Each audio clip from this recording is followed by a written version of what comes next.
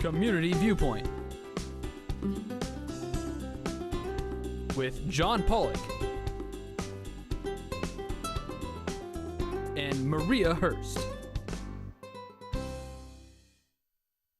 And welcome once again to Community Viewpoint. I'm John Pawlak, your host for this segment, and probably pretty much the next segment and the one after that. It's the beginning of the year. Happy New Year to you all. Thank you for watching and watching me grow older for the last 10 years on this program. We have the honor today to have an outstanding citizen with us today for many reasons, and I'll tell you the second reason in just a minute. But Scott Lewis, our fire chief, is here with us, and I'd like him to explain a little bit about himself. How you've been here for a long time. How long have you been here? 2002? I'm going on my 13th year now. Right, you came all the way from the other coast come over here to be fire chief. You were in New Jersey. Yes, I was born and raised in Pennsylvania and came by way of New Jersey. Right. And you've been here, and you stopped the round robin of fire chiefs, and you've been the fire chief since 2002, October, I believe you said? Yes. So we're going to be talking about some of your accomplishments and the accomplishments, more important, of the fire department and emergency management here. But I was just given this bulletin that Scott was just awarded the next act of kindness for from our buddy Butch Harper. Yes. Butch Harper. Yes. We all know him by Butch. So you'll see that plastered all over the news and the newspapers in the next few days. But thank you, Butch, for awarding Scott for that award. And Scott, you know, it's well deserved. Well, you know, and it really did catch me off guard because number one, I was just speaking with Butch outside, you know, prior to coming in and speaking with you today, and we were just bantering back and forth and taking a couple jabs at each other because Butch has such a good guy and he's such a kind heart, and we just worked on so many different projects together. And as we were going back and forth, he started interviewing me, which was kind of an odd situation. I wasn't sure where he was going with this whole thing. And I thought he was kind of joking around a little bit. And all of a sudden, it turned into the Act of Kindness Award, which really caught me off guard when he mentioned what it was about, because he actually had it tucked behind his back. And he started reminiscing about an issue where we were acquiring some food for someone who needed some help. And we were at Smith's, and we ran into each other. And so it was that type of thing, but it was just really nice, and you know, it kind of again caught me off guard. But you talk about someone in the community who does so many different things for so many different reasons and travels, and a true goodwill ambassador. We often use that all the time with Butch, but clearly I've never seen a guy who's so diligent on a cause. He's constantly in the fire station soliciting letters and just gathering information, and you know, what a great person. Oh yes. And thank you again for being the person to accept that and being here, another person in Pahrump that is deserving of that. And thank you. I want to tell Butch that I thought of him earlier. His pet peeve and my pet peeve are the shopping carts that leave Walmart. When I was leaving my other day job at the coalition, I saw a homeless person going out with another shopping cart. Give us something to do for the town cleanup. So what I went and did, I accessed some of the back issues of the Pahrump Valley Times, in a very interesting article, January 16, 2004. You were here since 2002, and it's very complimentary, and because of what you had established for what you wanted for our fire department emergency management. And let me read you the paragraph. One of these goals that you had was to establish a dual certification process in which personnel would be fully credentialed to work as firefighters and paramedics or emergency medical technicians, which you've done. And you realized early on that this needed to be done in Pahrump, but the revenue is very fragile.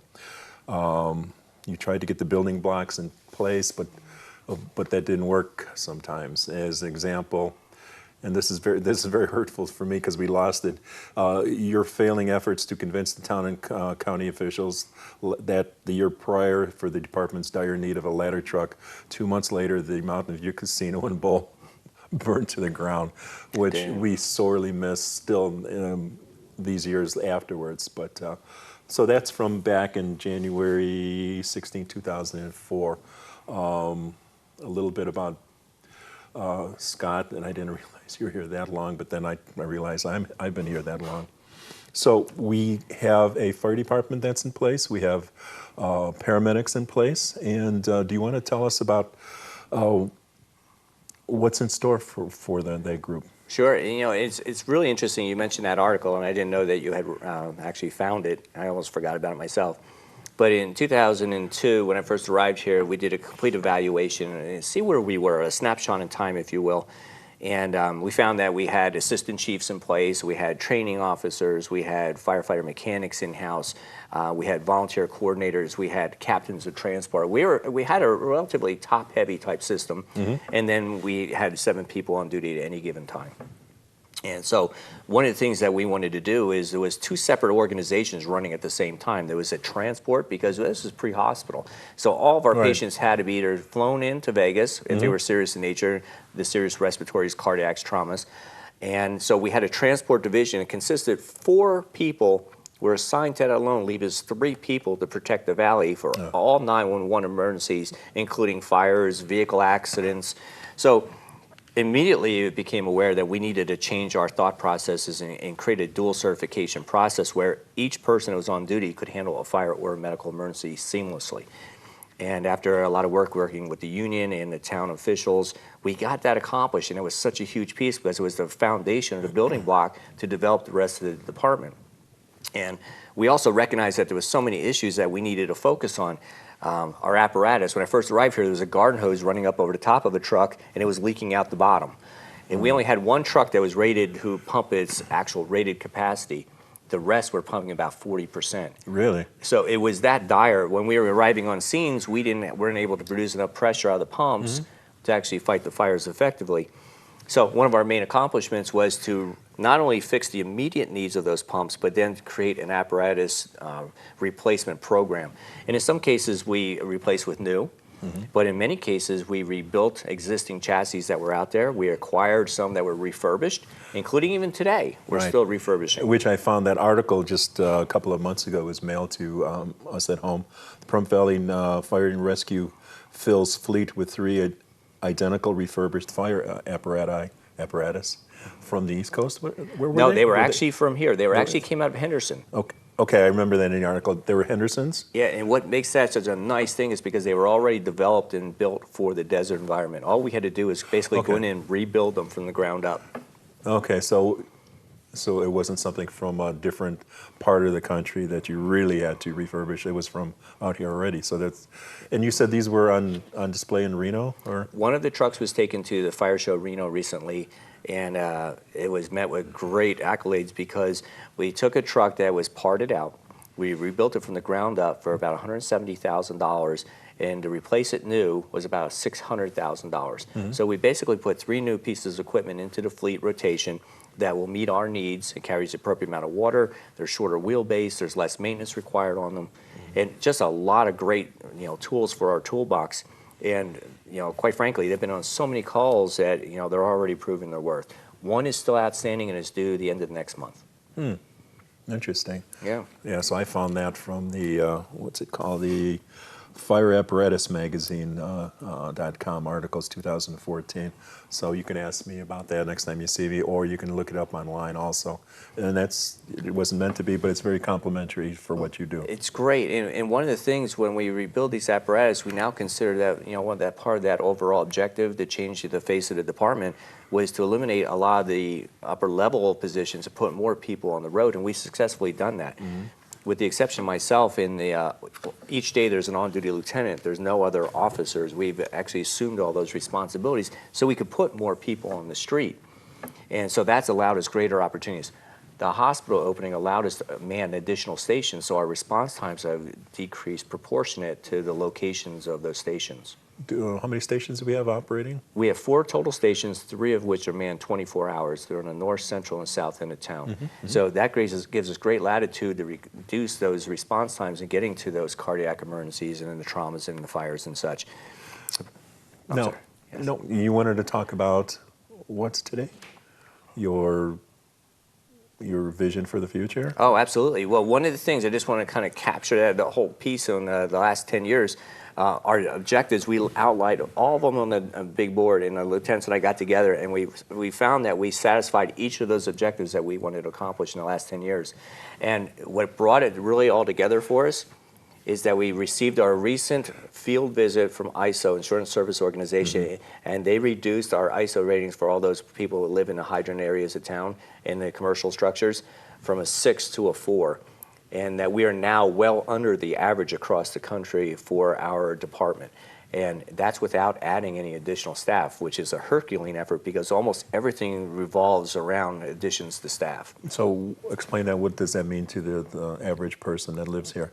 It should result in a insurance savings on their home insurance for their properties. That's what I wanted to including get the across. commercial. Yes. It is so important because almost every insurance company reviews the ISO ratings to determine how they're going to place a dollar value on the insurance coverage.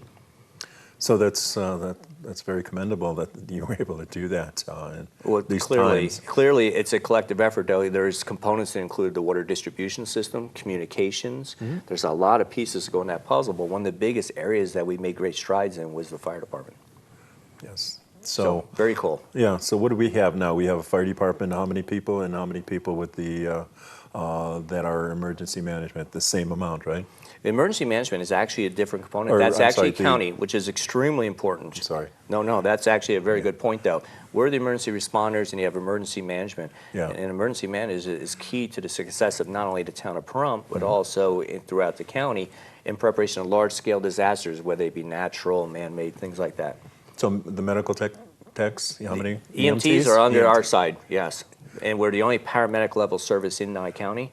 And thus, we're really the hub for just about the entire area, where it goes into California, going up through the 95 and up to the Spring Mountains. Because again, we have those resources, we can get them deployed quickly.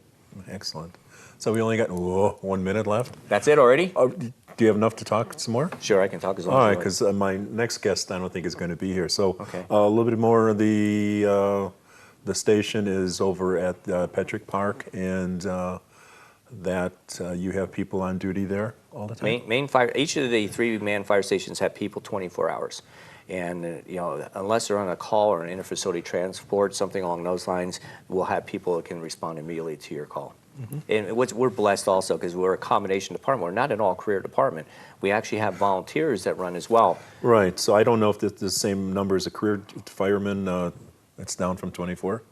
There's actually a total of 27. Okay. Altogether, but that includes, we don't have the assistant chiefs anymore or any of those positions. It's myself, the on-duty LT, and then the firefighters. And volunteer firefighters, 20? It ranges because we have a tendency to try and draw. They're a great well for us. And let's new carry hires. on. Let's carry on the next segment. Thank you. Okay. There's a lot of information. Thank you.